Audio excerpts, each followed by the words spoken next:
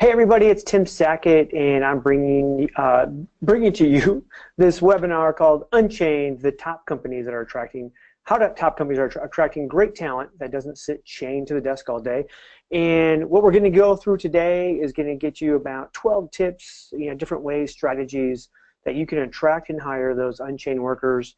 Some will be old school, some will be new school, some will be things you haven't even heard yet.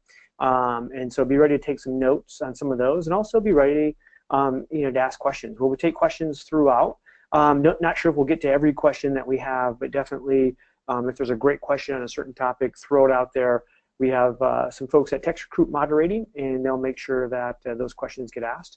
And if you don't get your questions asked, stay all the way to the end. I'll have my contact info. Definitely connect, and we'll basically make sure that you get those things answered. So let's get on. For those who don't know me, I'm Tim Sackett. I'm the guy, not the dog. That's my dog Scout. He's a mini Labradoodle, and he's been my best friend. I also am currently chained to a desk. I have been for about the last 8 or 9 years, being the president of HRU Technical Resources. Also, I blog every single day at the aptly named Tim Sackett Project at timsackett.com. I'm also a contributor over at Fistful of Talent and blog over there as well, and also do some podcasting. And I'm considered the world's foremost expert on workplace hugging. And to this day and age, in 2017, with all the sexual harassment stuff, that seems super creepy to actually have as a title. But I will tell you, it actually became that way, or got that way, from a blog post I did on the rules of workplace hugging. And as you go out to your holiday parties in the next few weeks, make sure you read those rules, because some people need those for sure. So here's all the logos, my company HRU. Also, I'm the president-elect for ATAP, the Association for Talent Acquisition Professionals. If you don't know who they are, you can check them out at atapglobal.org. Basically, we're starting the first ever real association for talent acquisition, recruiting professionals, similar to our peers have with organizations like SHRM. We wanted to have an organization that was just for us as recruiters, that spoke to our pains and needs and wants in the world. So you can check them out. I also co-founded and run the Michigan Recruiters Conference at michiganrecruits.com. It's an annual conference that, again, it's a corporate talent acquisition conference, and that's what it's designed to kind of do. And then the other logos there. Need to thank the great folks over at TextRecruit for allowing us to come on today, and I actually have a guest that I'll be bringing on here just in a moment, and I'll introduce her when we get there. But TextRecruit definitely supports talent acquisition and our learning and development, so there's nothing on here that they told me I had to say. They let me basically develop a great hour's worth of content in terms of how do we recruit people that aren't in an office environment and sitting at a desktop all day long. And I threw the content to them, and they were like, this is awesome, go ahead and do it. So really appreciate partners like that allow us to kind of do really cool stuff. So thanks to TextRecruit, and you can check them out and demo them, and I'm sure they'll be happy about that. So let's get right into it, because we have a lot of stuff to talk about and really want to get to all the kind of strategies and tips and things people are using. First and foremost is we have this issue, right? We have this issue that the majority of the people that we go out and recruit actually aren't chained to a desk or handcuffed to a screen or whatever it might be, but we continue to recruit them like they are. In fact, we recruit basically the same way today as we have done for decades, minus some technology advances of actually having computers that are faster and some software advantages and things of that sort. And most of us are still doing the same kind of post and pray, believing that we have candidates who are just spending all day at a desk, going to our career site, looking at our jobs, and then going out and filling out our application process online. The reality is just that's not how it works. In fact, most of us are probably out there hiring people in jobs that probably look like this in their work environment, right? And I love the Dirty Jobs show and some of the things he gets involved in. But it's not just dirty jobs, it's service jobs, it's retail jobs, it's construction jobs, it's truck drivers, it's anybody who doesn't sit at a desk, it's nurses. I mean, think of all the jobs of people that we hire that will never sit down at a desk all day long and look at a screen. they'll look at their phone, right, throughout the day. They'll go home and maybe have a tablet, maybe they even have a desktop at home, but they're definitely not spending all day. And yet we still design a lot of the recruiting processes and things we do meant for a desktop. In fact, when I go out and speak to a lot of talent acquisition professionals and leaders, I'm amazed at how many haven't actually gone through and tried to apply to a job outside of their own desktop environment. They'll go, oh yeah, you know, a year ago we applied to a job. I sat at my desk and did it. It was fine. It took me 5 minutes. Like, it's no big deal. And I'm like, well, have you gone and done it on a phone, on a tablet? Have you done it when you're sitting in the parking lot of a McDonald's? Like, in a real world situation, to figure out how long does it take? How much of a pain in the butt is this? It's really, really crazy, because here's what we know is most hourly unchained workers are going to be mobile workers. They're going to actually probably get onto the internet in a mobile environment versus any other kind of environment that we have. And so it's critical that we actually design our recruiting processes and strategies with that in mind. If you're working and trying to attract and recruit unchained workers, it has to be a mobile first environment versus a mobile friendly environment. And there's a difference. And so you can kind of see when we take a look at this first screenshot, which is, you know, just has the X on it, that's a mobile-friendly environment. That's just taking your current career site and shrinking it down and making it look like, you know, a smaller version. And then you have to use your finger and your thumb, and you got to make things bigger, and you got to figure out where to tap. And then you tap the wrong thing, and you have to go back, and it becomes a giant pain in the butt.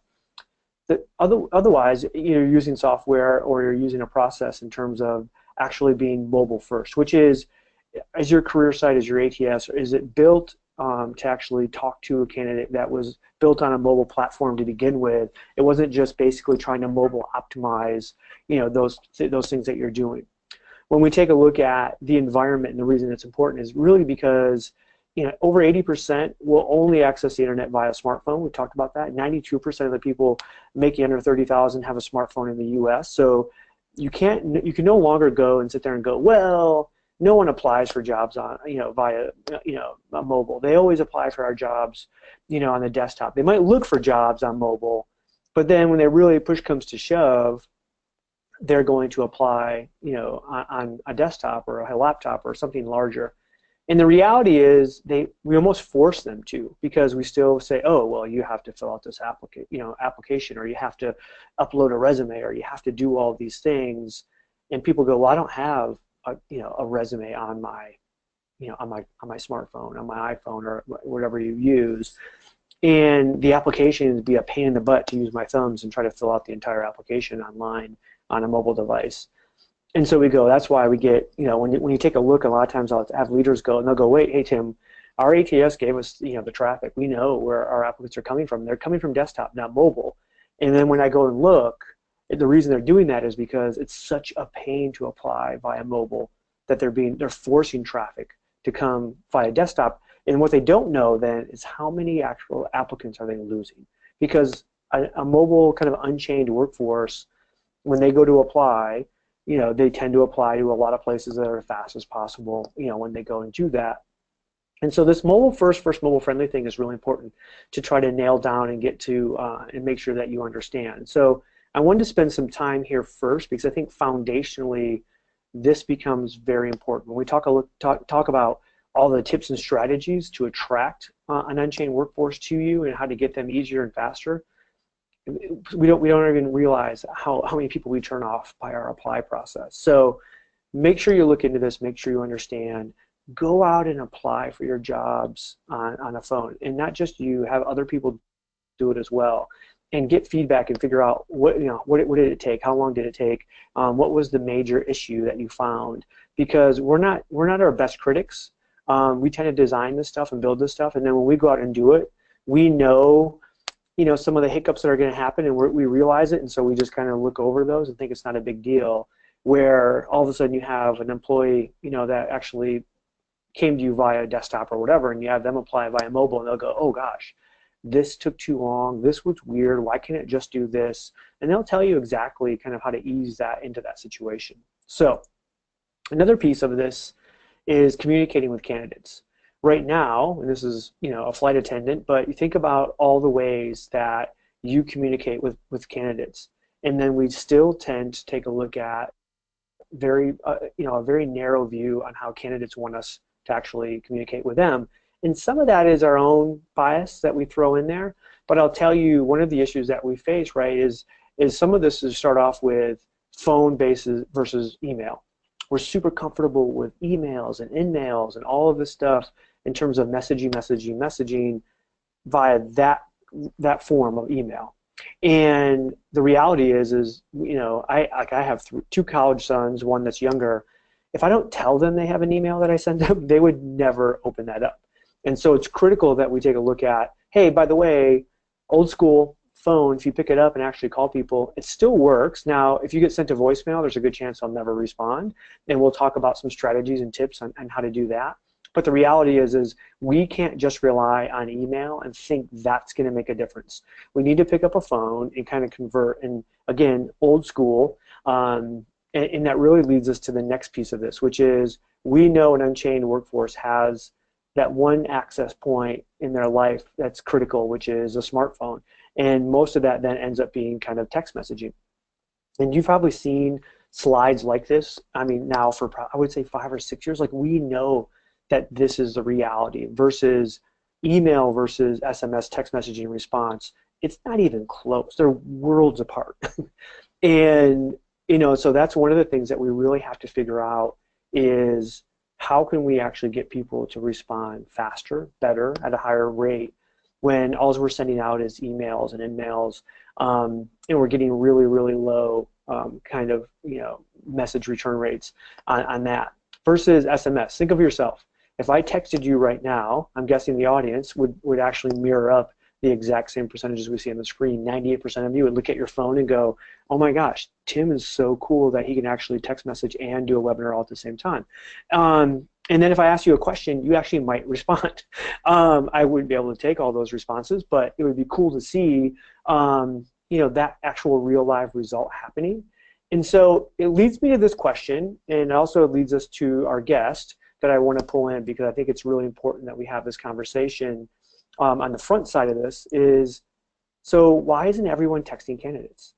If it's so much more popular and it's so much more effective, why the heck can't we make this happen? So I'm going to bring in Sam Herbine, and it's actually Samantha, but she goes by Sam, but we know she's a girl because you see the picture right there. So Sam, how are you doing? I'm good, thanks. How are you? I'm doing really well. So I have a number of questions that I want to ask you, and we're going to try to kind of figure out why this is. And partly is because you're using TextRecruit, you're using texting to actually recruit talent. Also, you use iSIMS as your TA, so we kind of figure out what your tech stack looks like. And I know in Alan Myers, you guys are you guys are recruiting basically construction kind of workers of all kinds of, from your hourly worker all the way up to like engineers and architects and all that stuff all the way up, right? Correct. So when you take a look at that workforce, the first question is easy, which is, so why is using texting and recruiting so important for you guys then to find success? So of our 550 people that we hired this year, 90% of them were hourly workers. So those are our laborers, operators, truck drivers, carpenters, people of that nature. So if they're currently working, they're not chained to a desk. They're out in the field working, and they're really unable to even answer a phone call. And like you said, if you leave them a voicemail, chances are they're not going to return your call. However, if you text message those individuals, they're often, a lot more likely to respond to your text message, and it allows us to get a lot more people in the door a lot faster. Yeah, I think it's to the point now where we don't even, it's not even like a social cue for us that if somebody texts it, like if somebody called me and I'm talking to you, I would take a look and make sure it's not an emergency or whatever, but I would just basically mute it and I would go away, and you and I would continue to have a conversation. But like all of a sudden now it's a social norm. If someone texts me, I can actually respond to that text and still have that conversation, and no one even questions that. They're just like, oh yeah, that's completely normal that I'm having a conversation, you're texting somebody back. But I would obviously never take a phone call and have a conversation and just blow you off. And so we find that response is pretty strong. So talk to me, Ben, about how are you guys using that within the recruiting process? Like where does it fit for you guys, and and then how does it work? So one of the things that we really struggle with, because we're a construction company, our job sites aren't at one location at all times. So we might have a job, we're a mid-Atlantic company, so we might have a job in Northern Virginia that we'll post for an operator, say, and we'll get applicants from all over, say, for example, from Southern Virginia, and we're not going to hire somebody from Southern Virginia to work in Northern Virginia. The commute would just be a monster.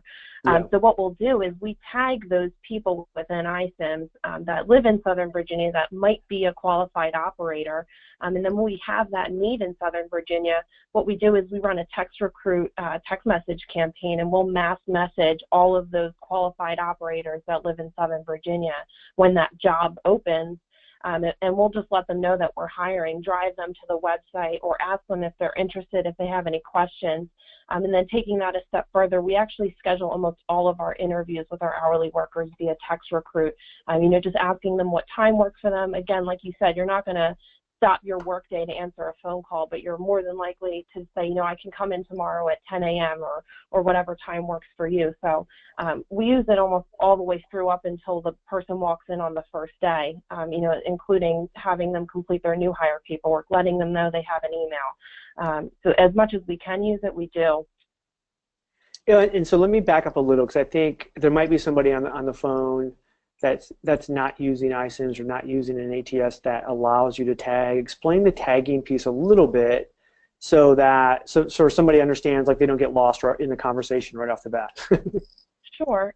So within iCIMS, you can actually tag a profile, and it's literally just typing in the word qualified, so it gets tagged onto their profile. And then I can run reports based on who has that tag on their profile and what job they're in. So if they're in a heavy equipment operator job, if that's the job that they applied for, I can run a report based on who's in that job and who has that tag associated with their profile, and then sort them by location just based on the information that they plugged in when they applied. And it's really powerful, I think, that concept of pipeline candidates, because you can put as many tags as you want on a person. Mm-hmm. So you can put in location, job, maybe it's education. Like if you were on campus and you're going to 15 campuses, and you can tag all those different ones. So you're like, oh, we're looking for an engineer at University of Michigan, and you just kind of put those tags in. All of a sudden, boom, all those people come up like instantly. And then you could go and send them a text and say, hey, by the way, we have this position, and it works out. It's really slick, and I think it's just kind of the future of how we kind of pipeline in a much faster, easier way. So what have been the outcomes? What have you been seeing in terms of since you started using this? So another huge challenge that we were facing, we went live with iCIMS in February of 2015. Prior to that, we were using paper applications. So we were noticing a huge drop-off rate when applicants were completing our applications. And I chalk that up to being that a lot of these applicants don't realize that their application is not complete. They fill out some information and hit next, but to them, they think they're hitting complete. And so we're getting an incomplete version of their profile, which could be, as much information as just their name. So we don't know who they are, where they live, what their experience is. So there's no way for us to tell if they're qualified. A lot of these guys and girls don't have resumes even. So we were getting a lot of incomplete profiles. So one of the things we started doing was anybody who had an incomplete profile, we would send them a text message just to say, hey, your application is still incomplete. Log back on. Here's the link. Go back on and complete your profile. And a lot of them would get back to me and say, I had no idea it was even incomplete. And they would log on that night and go ahead and complete it. Because prior to that, we were sending out emails to let them know that their profile was incomplete. And either it was going to their junk mail or they weren't seeing it. It just kind of gets lost in the junk mail that you get every day in your inbox. So when we started using text messaging, our candidate pool grew by tenfold. We had so many more candidates to choose from. So that has been a huge help for us, in building that pipeline. Well, no, and it is great, because I think that's one of the things we don't even realize. Like, again, it's the response side of, I probably get 1,200 emails a day, most of which I will mass delete unless there's something in the subject line that I think, okay, this is personal, this isn't just some advertisement or junk. But most people rarely get like junk text messages. It's something that's important. It's like either somebody telling you to, like a communication with a friend or relative, or something that you have to respond to. We just have this sense of urgency about it. I think that really does, something there. When you take a look at just the overall metrics, and difference that you had, obviously you had more candidates. I mean, in terms of that response rate, did you guys see that immediate impact? Yeah, I mean, so when I started trying to have applications completed, sending out emails, I started with a small pool of like 50 people. And I think at the end of the week, I had 2 people complete their applications. And if you take that same 50 pool of people and I started text messaging them, I was getting like 30 completed applications out of that. It's night and day. So I know you had mentioned onboarding, but what are some of the other ways that you guys have been using text recruiting that you didn't plan? Like you started this going, okay, here's what we're going to do. Here's what we think we're going to use it for. But now that you're into it, like here's kind of the outcomes and some of the things that we didn't anticipate. So when we first started using TextRecruit, we had purchased 1 license to use in our Virginia location. It seemed to make the most sense there because that's where we're the most spread out. In our Maryland or Pennsylvania locations, most of our job sites are within an hour. So we didn't feel like we needed it there. But as we started to use it in Virginia, and we saw, the amount of responses we were getting and the amount of candidates we were pulling in by using it, we got licenses for every single location. So we really expanded our use across our company.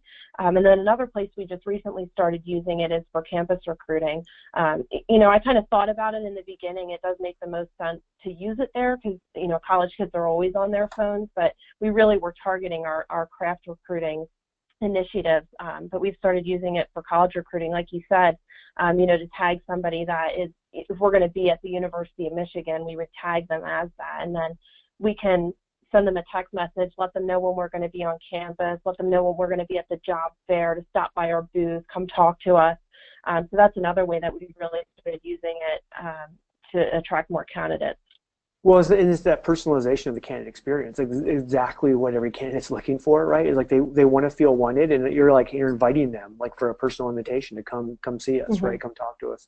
So great question from the audience, which is where are you finding the phone numbers to text? I'll let you answer. I think I know the answer, but go ahead and you can kind of explain kind of how you take an actual candidate applicant into TextRecruit and actually then be able to text them. So we have them fill out, when they go and apply on our website, we have them fill out their information. So it's, their name, address, phone number. And then when we use iSIMS, and I can pull that out onto a report and batch upload them into TextRecruit. So I'm just getting it right off there. And if they have a resume, it actually parses right off of that and dumps it into the system for me. But if not, they'll type it in themselves. Yeah, so I think she was thinking that probably you were texting people, like potential candidates that didn't even know about you yet. So these are all kind of self-identified people. They've applied for a job, or they've applied to be a part of your talent pipeline in some fashion. And then correct. We have them in the system. Giving you that permission. And I'll say that is one thing we have to think about when we talk about mobile apply or just an apply process and whatever ATS you're using. Especially when you talk about hourly workers, unchained workers, you don't necessarily need a full application, a full resume. What you need is probably name, email, what job they're interested in, and their cell phone number. And then from there, you can actually build out that, right? You can actually do some things via text message that will actually probably create, much more of a talent pool than what you have versus going, okay, hey, the very first step that you're ever going to have with this is we're going to jam a 15-minute application down your throat. Have fun with that. And then you lose so much great talent because you just haven't actually just gotten them interested. And so I think there's some kind of best practice out there that will say, hey, if they want to apply, that's great. But like if they don't want to apply, then, how do we actually just start gathering like a pipeline of talent that we can continue to nurture kind of in a CRM fashion using a combination of our ATS and tech software. So I think that's what Jackie was meaning out there when she asked it. So last question, and we'll move on because we have a ton of other stuff that we want to share with the audience, which is, so you're all said and done, you've learned kind of everything. What are the recommendations that you have if you were going to start over with text messaging and what you know now? Is there something that you would say, hey, before you get started, like make sure you do this? I would say not to wait to just get creative. I mean, we really kind of did one thing at a time, but there's so many different ways that you could be using it. I mean, we missed out on a whole spring college recruiting season last year by not using it, and we've seen such an impact on our fall recruiting. So I think just really getting out there and using the system and all its features, there's a lot that you can do with it and a lot of ways that you can plug it into your recruiting process, whatever it may be. So I'd say, use it as much as you can. Yeah, and again, I'm always amazed that we don't have that. It's not 100% recruiters using text messaging to communicate with really Unchained candidates, chain candidates, any candidate, because the responses are so high. I do have one issue that came up in my own shop, and I'm wondering if you've seen this at all, with how you guys recruit. But did you see if there was any like generational differences or gender differences? And the issue I had in my own shop was gender. We do IT engineering, so 90% of the people we hire are going to be male just based on the profile of candidate in the job description, in terms of a technical environment. Not that I want that. I would love to have more female candidates, but it's just mostly men. And a lot of my female recruiters struggled when we first started texting because I was having them use their own phones. And they were just like, look, I don't want these creepy dudes. Like, you can imagine like some nerdy engineer that never talks to girls, and now all of a sudden, I have females, texting them, and they have this fear that they're going to get these like drunk, crazy text messages from these engineers at 2 o'clock in the morning on a Saturday. And so we did some other things to kind of alleviate that. But at the end, I came to the kind of realization that it was, I need to have a platform that does this, that collects those conversations back and forth, because I could go get them work phones, I could go do all this stuff, but the reality is I lose so much once those conversations are done. I'd have no way to catalog that, no way to bring that back into my ATS, and then start tagging some of that, because like theoretically, what happens is like your recruiter kind of texts somebody and says, hey, are you interested? And they go, oh no, I'm not interested in a North Virginia job, but I'm super interested in the South Virginia job. Now they can actually go in then and actually kind of have that conversation as part of a profile, even if that person didn't apply for a job, but they're a part of your talent network. And then all of a sudden you go, okay, hey, now I have who the person is, their text number, that they want South Virginia, and here's the position. And like you said, then when you go out and start marketing to that talent pipeline, you actually have that information. So I'm wondering, is there any generational differences? Like, are millennials and Gen Zs better at this than kind of a baby boomer, Gen Xer? Yeah, so I think one of the generational differences that I've noticed is that kind of the older generation is more likely to return your text message with a phone call. It's not all the time, but they are way more likely to do that than a millennial, say. Yeah. And they might just have a question. Maybe they have 2 or 3 questions, and for them, typing all that out on their phone is just way too much. So they'll call me.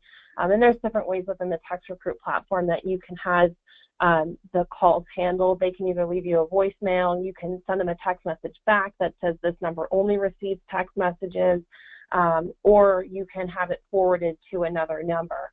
Because to your point, TextRecruit tracks all of your text messages and actually assigns you a phone number within your area code of where you're working. So I have a separate TextRecruit number that's different from my personal cell phone number. So I don't get any of those crazy text messages, and if I did, they would never touch my personal device, which is really nice. I can do all of the texting from my desktop, which is kind of cool, because I am chained to a desk. It's helpful to not have to type out all these text messages with my thumbs. I can sit at my desk and type. Yeah, I think that's critical, because we are, as recruiters, we're in that chained environment, but we're trying to recruit this unchained workforce, and so we have to do it in a different way. So cool. So Sam, I'm gonna have you hang out, and you can comment on some of the other ideas and trips, and tell me I'm an idiot, or tell me they're really cool and you want to try them, or any experience you might have as we go. But we're gonna move forward, and we're gonna talk about some of the other ideas that we have to help you attract an unchained workforce. So video killed the radio. Yeah, video killed the radio star. I'm sure Sam's too young for that reference, but if you're a Gen Xer, you kind of get that in terms of MTV. That's when they actually used to play music videos and not just crazy shows about teen pregnant mothers. Anyways, video job descriptions are a perfect kind of resource for an unchained workforce. And if you think about what that is, right? One is they're proven to work hourly. There's some technologies on the market out there that you can dig into and look for that actually have, you could do them within your TA shop, or you can actually have your hiring managers do it, which I actually recommend your hiring managers or somebody in the group that has pretty good verbal skills and looks okay on camera and feels comfortable, that they actually go out and just say, hey, here's the job and here's what we do. And how cool would it be, Sam, for you to be out and on a construction site, interviewing just real quick as a carpenter, like, what do you like about us, and what do you like about your job, and what do you like about working here? And that becomes part of what they are. What we know is all these younger generations, for sure, millennial and below, are consuming massive amounts of video on their mobile devices. And if they don't have to try to scroll through and read a job description, but they can just click on it and somebody's telling them in like a minute and a half what the job is, that is a win across the board for you. And you're going to have super high engagement with applies versus some just kind of boring job description. It doesn't mean you do away with the formal job description that you have written. We need those for a lot of compliance and legal reasons. And even when a person applies, you'll probably actually give them a copy of that, show that to them. But in terms of attraction, the video job description piece is really cool. And the other part of it is you don't have to be professional video production people.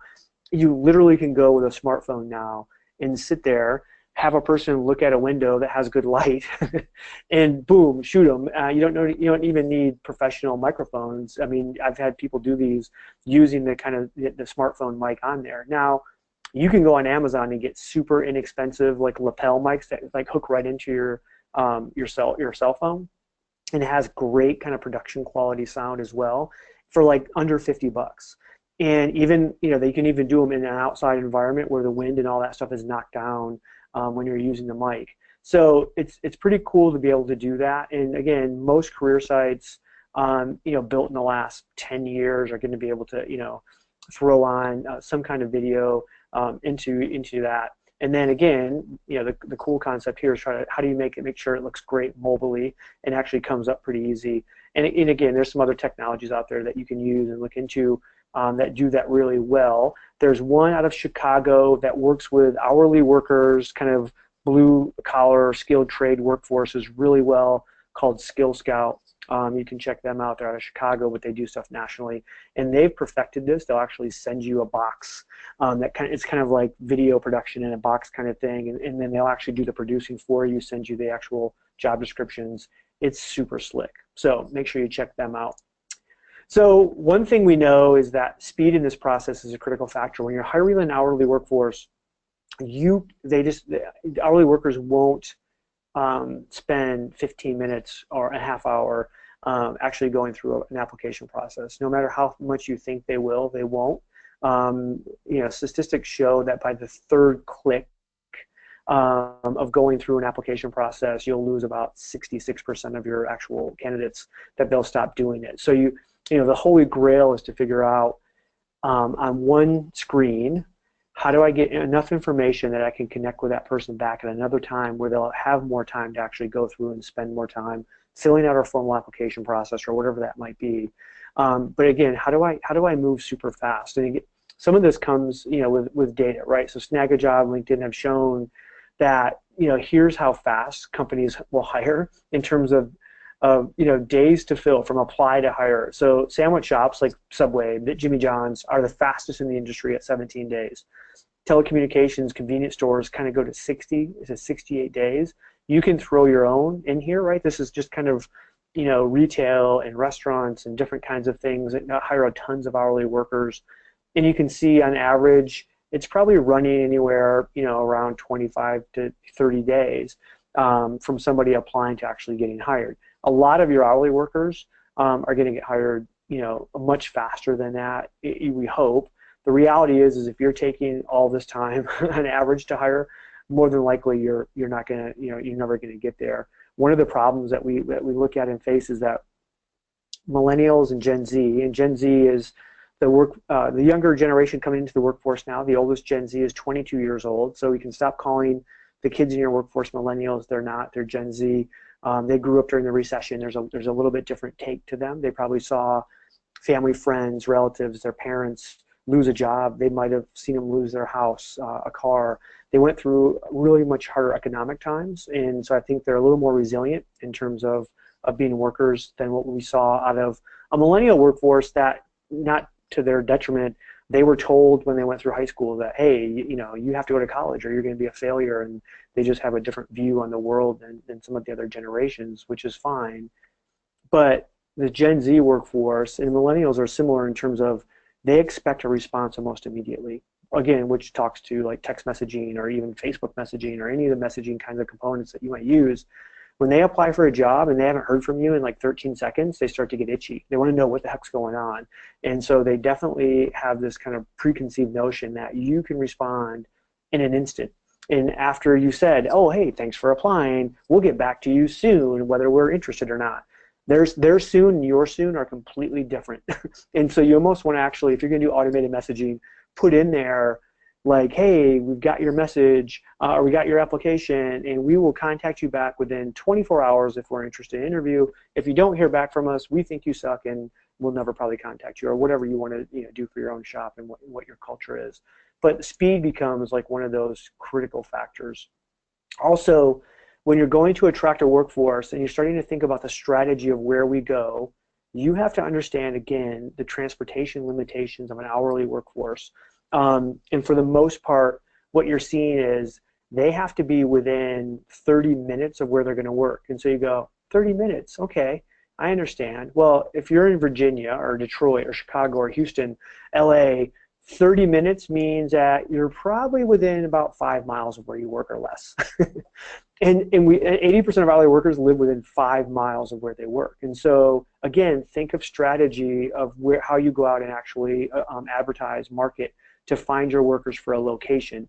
You can't go and say over an entire metropolitan area and think you're going to be impactful, because you're not. Hourly workers don't have the capacity, transportation-wise, to actually probably do more than 5 miles. And mostly because they're probably having unreliable transportation with a vehicle they own, which is, has a lot of miles on it, breaks down a lot, or they're relying on public transportation, or they're relying on friends and relatives to actually get them there, or in some cases they're actually walking to work, or having to figure out how, different rides with bus systems or anything. So it's critical that you really kind of ramp in your strategy from a geographic location and say, hey, we're going to start as close to us as possible, and then little by little, maybe quarter mile by half mile, go out in a circle around our location and figure out how do we get these workers. Because if you're going and somebody applies for your job that's 25 miles away, the chance that you're going to retain them is like almost nothing. You're just not going to do it. So that becomes one of those critical things that you have to worry about when it comes to recruiting, retaining workers from that standpoint. The next tip and trick I have is really this buy versus build concept. And what we'll say is new school apprenticeship programs are becoming one of those big things. If we're relying on public education and colleges to actually train a workforce that we need on an hourly side, you are going to be waiting a long time, because it's not happening. In fact, fewer and fewer programs are being taught besides the basics at a high school level across the country. It's rare now that we can find really good skilled trade, semi-skilled trade types of things that are happening, and whether that's hard skilled trades like electrician, plumbing, pipe fitting, all of those, carpentry, or even like chef, like cooks, anything that has semi skill to it is not going to happen in the high school world. We can't plan on that happening because of just the way economics are in terms of public education, unless something major changes.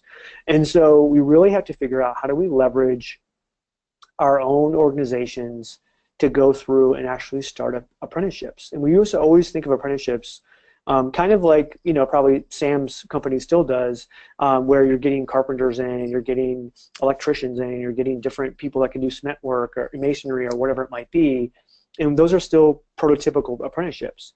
But we're now starting to see apprenticeships go into almost every realm of what we do, where I can go in to the local high schools that are within 5 miles of where my workplace is, and start to say, hey, maybe there's some kids here that are going to raise their hands and say, hey, I have an interest. I have an interest in being a cook, or someone, a sous chef, or I have an interest in whatever that might be, and I'm willing to come work for you and learn that, and make a fairly low wage to start. But I don't have a desire to go to the military. I don't have a desire to go to college. I just want to go out and start working, but learn a skill that's going to have really good outcomes.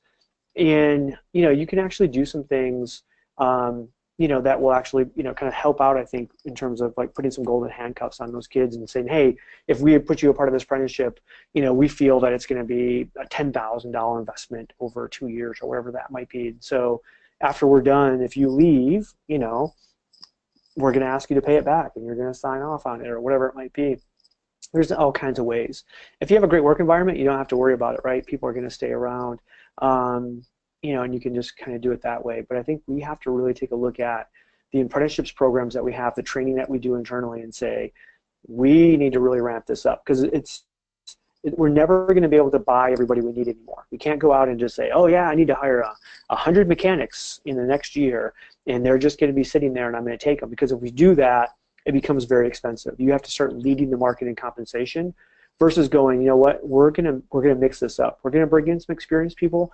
We're gonna find people within the organization that truly have a passion and a love of teaching somebody else what they do, and we're gonna start partnering up, and we're gonna do whatever, we're gonna call it whatever we want, but we're gonna start training and building some of our own talent.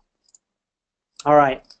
Old school rocks. And so I have some old school techniques that we just tend to forget about. We don't do things with. We just think that they're not effective anymore. The noise has become too much. But the reality is they actually are super effective still if they're used in combination. No one thing that you're going to do is going to be a silver bullet, but a lot of these things in combination will actually solve your problem. So some of the old school things that I'm talking about are those like cheap little yard sale signs that you see people putting up. I have a story. I actually did this at Applebee's. If you ever gone into an Applebee's around the country, you've probably seen these little $10 yard signs that says, hey, in the holiday season, if you buy, $50 in Applebee gift cards, you get a $10 card free. I'm going to take credit for creating that at Applebee's, because we did that when I worked there over 10 years ago and kind of started that. And we actually, in Michigan, in our market, we actually owned the country in terms of gift card sales by like 300%, because it turns out that people notice those things when you put them up. The key is not to have them up all the time, but put them up when you have a need. And even if you have a consistent need that's every day, is you kind of use it as one piece of your strategy where you go, hey, we're going to go throw those yard signs up everywhere around us in that kind of 5-mile radius or 3-mile or 1 mile, whatever is going to be impactful for you. And we're going to keep them up for a week, and then we're going to take them down. We're going to make people believe that, hey, guys, they put those signs up and they hired people, and then they didn't have a need anymore. And then a month later, we might put them up again. And again, that's just one technique that's going to drive interest. And when they're not up all the time, people notice them. And if you make them quick enough where you go, hey, apply at, timjobs.com, whatever, something quick that they can actually, if they're driving by, walking by, taking a bus by, they actually see it and they can remember it, or they can pull it up on their phone. That becomes super impactful, and it's super cheap. Like, you can buy those signs in bulk for probably $5 or $6 a piece in multicolor, and even if they blow away or people steal them, whatever happens to them, it doesn't matter, because you can just have more sent to you and you can throw them up when you need. Billboards actually work. We think they don't, but if you go on the main thoroughfares of where are coming into where you work, and you put these up, and again, most of the time you can rent them by the week or the month. A little more, obviously more expensive than smaller yard signs, but they're huge, and everybody is actually seeing them and doing them. There's an impact, and it shows up in the stats. We did this with a couple of different companies that we've worked with for nursing and healthcare, and also for some IT engineering stuff. And it was shocking that the day they went up, the flow of applicants that came in, and then the day they went down, you could actually show the difference. And so don't walk away from some of that old school stuff. Radio ads, I actually see this with low unemployment doing more and more. I hear more and more of these. Understand that there's also some ways you can actually work with some of the streaming music sites. So and you can put some click-through, pay-per-click ads on the streaming sites as well. So if you go out there and go, hey, we usually hire a super young audience. They're not listening to the normal radio stations that are local with all the commercials. They're listening to Name Your Service, Pandora or Spotify or anything like that. Well, you can also work with those kind of, those apps as well, and do some advertising there, and it's going to have a similar impact. And then last old school thing, which is activity still wins. It always wins. If you have 3 recruiters on your team and one has the highest activity, almost always that will be your top recruiter. And so when you start to go out there and look at all these strategies and things you're doing, one of the first things I would do is look at the people who are actually going out and recruiting for you and saying, okay, what metrics do we have? What are we showing is going to be successful? Is it 20 calls a day? Is it 50 calls a day? Is it 15 screens a week? Is it whatever those metrics are that lead you to success in funnel metrics? Figure out what those are, and then start to figure it out, ramp it up, like figure out how do you get more of that. I've been running a recruiting shop for the last 8 years, and in 8 years there's only been 3 months where the number one activity recruiter wasn't the number one activity in terms of place. It wasn't number one recruiter in terms of placements. The data proves it out time and time again. If I have a recruiter who's struggling and I'm getting ready to fire them, and I come in, we have a, kind of a come to Tim kind of meeting in the office and say, look, this is the last chance. Do this one thing for me. For a month, lead the team in activity. Magically, quote unquote, magically, they become a really good recruiter again. So never walk away from activity and thinking that doesn't have an impact. It does.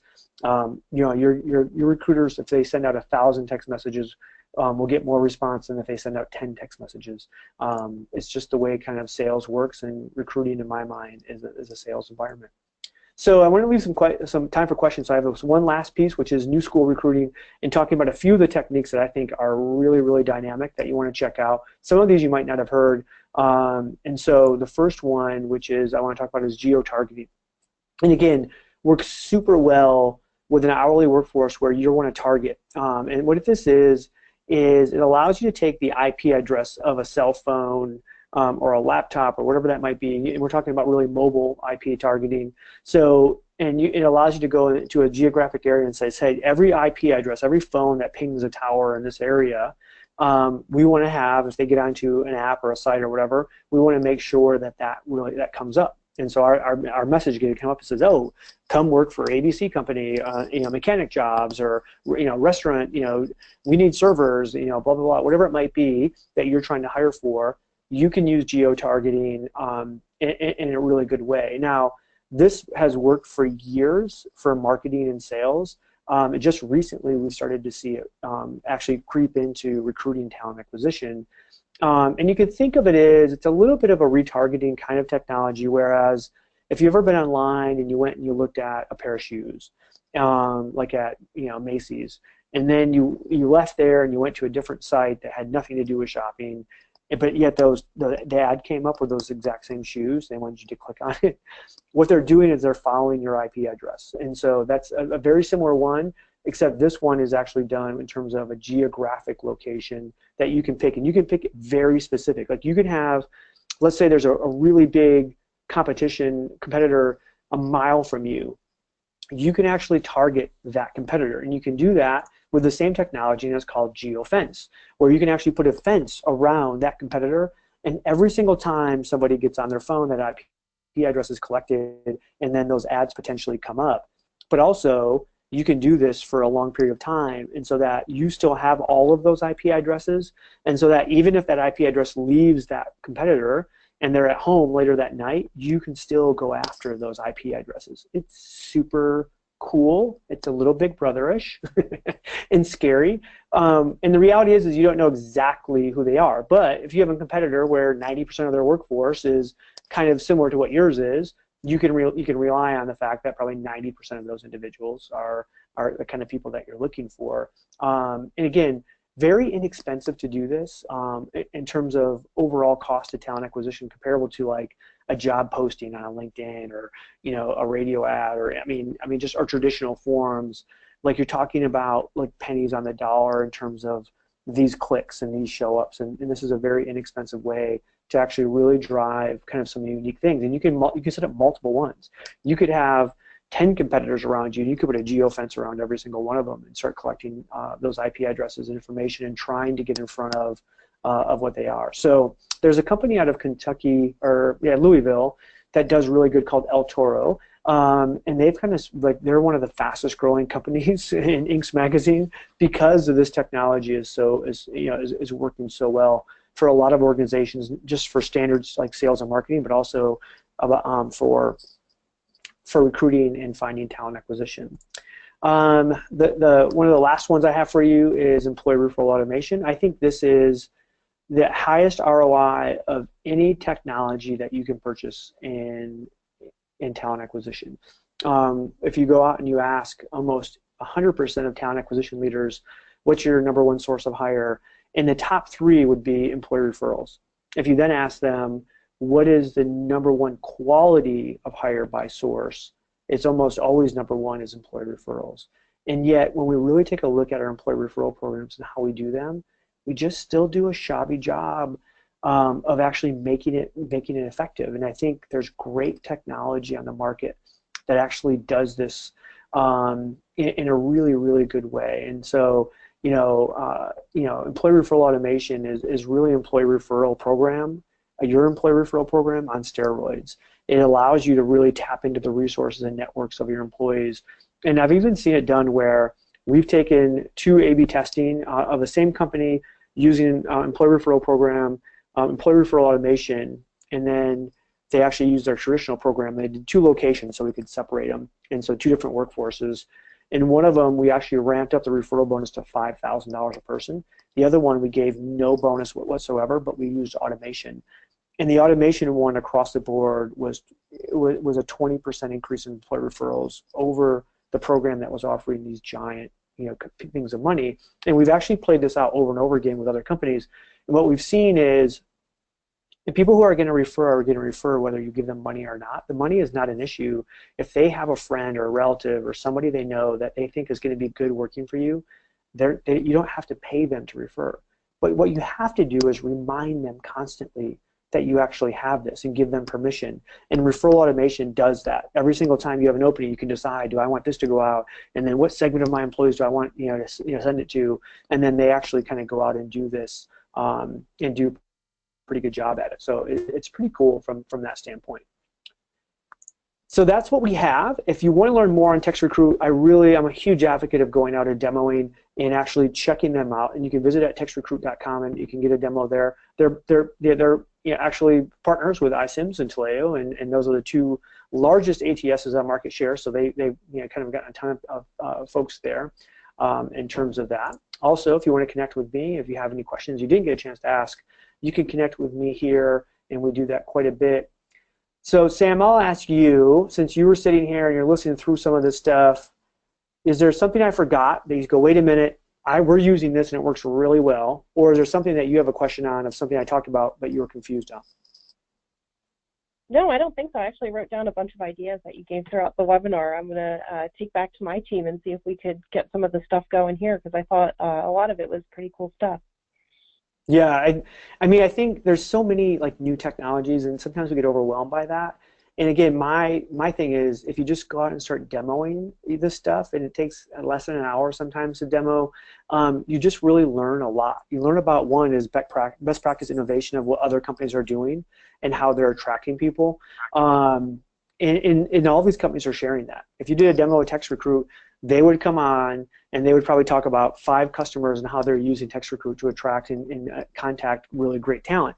And it just gives you 5 ideas where you go, well, I don't even know if I want to buy TextRecruit, but I got 5 new ideas, and it just becomes a great way. And I've done this now for a few years where this year I'll probably demo close to 100 pieces of technology. And it's amazing at how it's ramped up my knowledge just across the spectrum of talent acquisition in general, from that standpoint. So great way to do that. Any other final thoughts that you might have? Nope, I think you hit everything. Cool. I'll throw it out to the TextRecruit team. Any questions that came in that you're interested in talking about? They're on mute. They can't hear me. There's one that just came in. Melinda. So the referral automation, it was started about 6 years ago with a company called JobBite, who now runs an ATS because they were so far ahead of their time. They couldn't sell employee referral automation. So JobBite, actually, you can buy JobBite Refer as a separate technology. It's still really good. But there's also some ones that are standalone. So there's RolePoint, ROLEPOINT. They do a good job. And then there's one I'm in love with, and it just got kicked off this year, called Teamable. So Teamable. And Teamable is employee referral automation I consider it 2.0. It's like the next level of employee referral automation, which is it allows you to segment your workforce. So one of the common issues that we have with employee referrals are we love employee referrals from our best employees, our best performing employees. We hate referrals from our worst employees. And Teamable allows you to segment by any number of factors. One, which could be performance. You can actually decide how you want to do it. But also, let's say you needed more gender diversity within your workforce. You could send out just to your females, like, hey, we want you to refer people for this job. And all the stats are showing that individuals, when that happens, they're more likely to refer somebody like themselves. And so same thing, if there was maybe a racial diversity component where you wanted to increase your racial diversity, you could send that out to your diverse employees. More than likely, it's not 100%, but they're probably going to refer people who are like them in a lot of factors. So I love Teamable. It's a great one as well to demo and check them out. And like I said, you start to build your tech stack where you go, okay, yeah, I need some employee referral automation. Okay, I need a way to communicate with these people, so I need some texting. Okay, I need a really good ATS, and you start to build your tech stack. And once you start to get these dynamic things put together, you really start to be able to do some of this cool stuff. And Samantha uses iCIMS, and they have a lot of components already built into their marketplace that you can actually plug and play this stuff pretty easily nowadays. But even if you weren't using iCIMS and you're using, one of the other great ATSs in the market, you can still kind of do that kind of stuff. A couple minutes left, so I'll go back to the TextRecruit folks and see if they're off mute yet. Anything that you guys had in terms of questions? No, I think that answers it from our end. Awesome. Thank you both for the overview. I think it was really helpful for a lot of our team as well. And appreciate your time. Cool. Thank everybody. Again, thanks to TextRecruit. Make sure you check them out, and we'll see everybody in another time.